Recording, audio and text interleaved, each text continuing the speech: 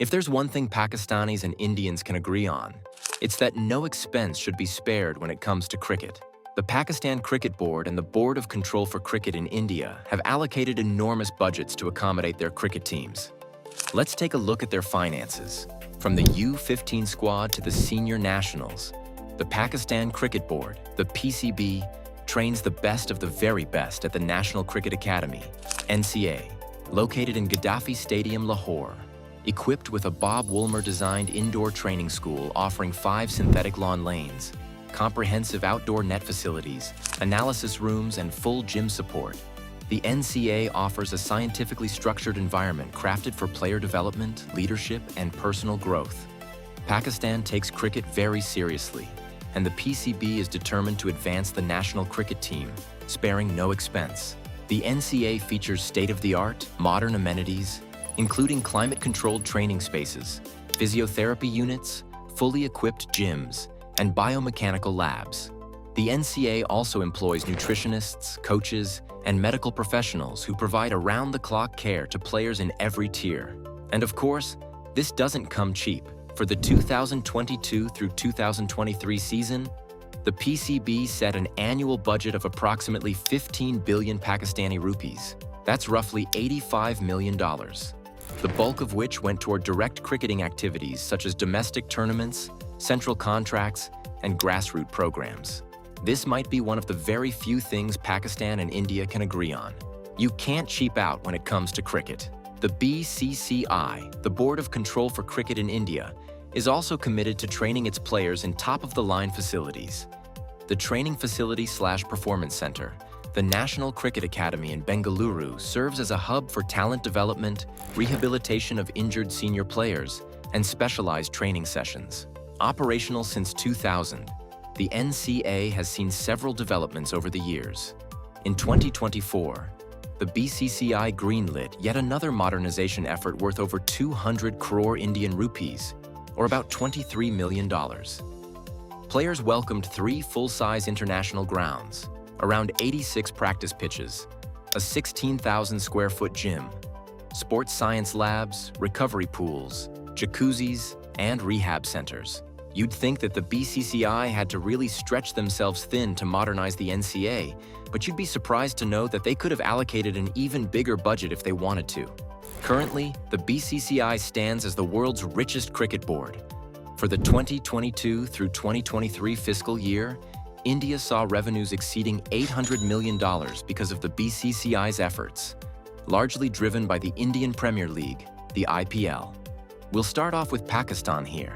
The PCB's salary pyramid is divided into categories that reflect the player's skills. For example, Category A stands at the top of the pyramid with players like Babar Azam, Mohammad Rizwan, and Shaheen Afridi, aka members of the national team. Category A players make the most money, reportedly netting around 4.5 million Pakistani rupees a month. But according to a 2023 revenue sharing adjustment, the PCB updated players' central contracts, giving them a direct portion of the International Cricket Council, the ICC's revenue share. This adjustment was applied to every base contract for every player.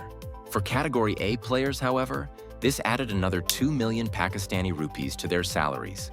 Overall, they make around 6 million Pakistani rupees a month, probably more. Category B players are also members of the national team. While they're still considered elite players, Category B players might not play in every format. For Pakistan, this includes players like Naseem Shah, Haris Rauf, and Shadab Khan. Their base salaries, without the revenue sharing adjustment, comes to approximately 3 million Pakistani rupees a month. The adjustment gets them closer to 5 million Pakistani rupees. Next, of course, comes Category C, which includes a mix of squad players and budding international stars such as Abrar Ahmed and Abdullah Shafiq. They make between 1 to 2 million Pakistani rupees a month with the adjustment. Finally, Category D, reserved for newer players, pays a base salary of 1.26 million Pakistani rupees per month. Players don't have a fixed monthly income, though. They make money off sponsorships as well, charging proportionate to their categories. Pakistan's squad also receives match fees per appearance, like 1.2 million Pakistani rupees for test matches, 644,000 Pakistani rupees for ODIs, and 418,000 Pakistani rupees for T20 matches. Players also benefit from various bonuses tied to series wins, ICC tournament performances, and annual performance evaluations, along with domestic match fee participation. The coaching staff's salaries aren't fixed either, and operate similarly to the players' category system. To put this into perspective, the PCB seriously considered agreeing to Shane Watson's $2 million coaching contract. Watson would have gone down in history as the highest-paid coach with a monthly salary of 4 million Pakistani rupees. Foreign coaches and training staff are typically paid more, but Mishabul Haq, a former star cricketer himself, was paid a monthly salary of 1.4 million Pakistani rupees. This was comparable to what Mickey Arthur was paid during his time with the team.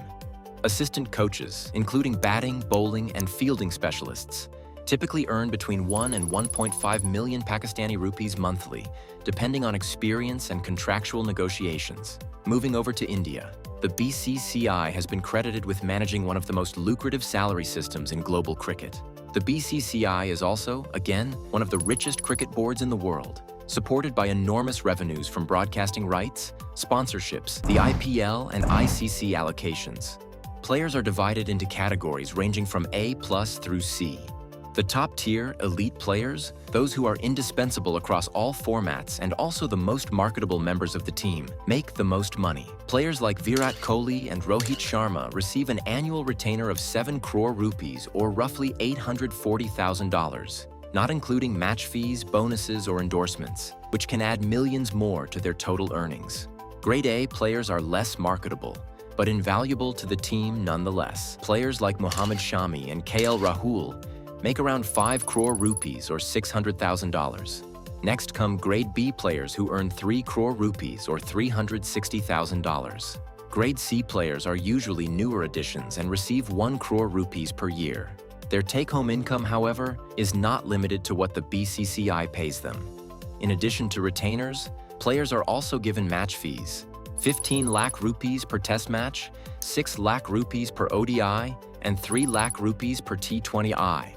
Most of the national team's head coaches are former elite players, such as Rahul Dravid, or more recently, Gautam Gambhir. Dravid, who served as head coach until 2024, reportedly earned 12 crore rupees per year, approximately $1.44 million. Gambhir is expected to be within a similar salary range. Support staff members also receive strong compensation packages. Assistant coaches, such as batting, bowling, and fielding specialists, typically earn between 1.8 and 2.25 crore annually. Selectors, too, are paid well for their critical role in team management, with the chairman earning around 1 crore 25 lakh rupees per year, and other selection committee members receiving 90 lakh rupees annually. We now know how much the PCB and BCCI spend, but where does this money come from? The financial backbone for the cricket system rests on a combination of international revenues, domestic commercial activities, and tournament earnings. Under the ICC's current revenue distribution model for the 2024 to 2027 cycle, PCB is set to receive approximately $34 million annually, which over the 4-year period adds up to about $136 million. The second major revenue stream is broadcasting rights. In 2023, PCB signed a domestic broadcast deal valued at around 9 billion Pakistani rupees, approximately $32 million spread over 2 years.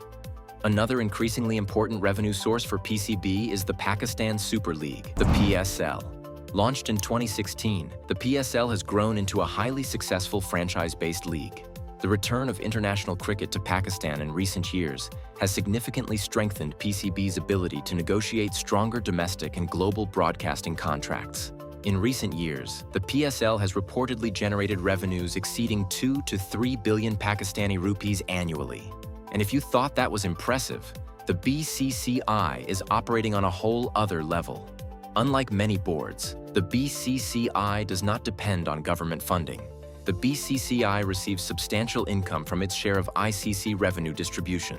Under the 2024 to 2027 cycle, India receives approximately $230 million annually, which is about 38.5% of the ICC's total pool. The single largest revenue stream for BCCI is its broadcasting rights. In 2022, the BCCI signed a staggering broadcasting deal for its home bilateral series, worth approximately 6,138 crore Indian rupees, roughly $760 million for 5 years. The second and arguably most transformational revenue stream for the BCCI is the IPL. In 2022, the IPL's media rights auction alone generated roughly $6.2 billion for a 5-year cycle, making it the second most valuable sports league globally after the NFL in terms of per-match broadcast value.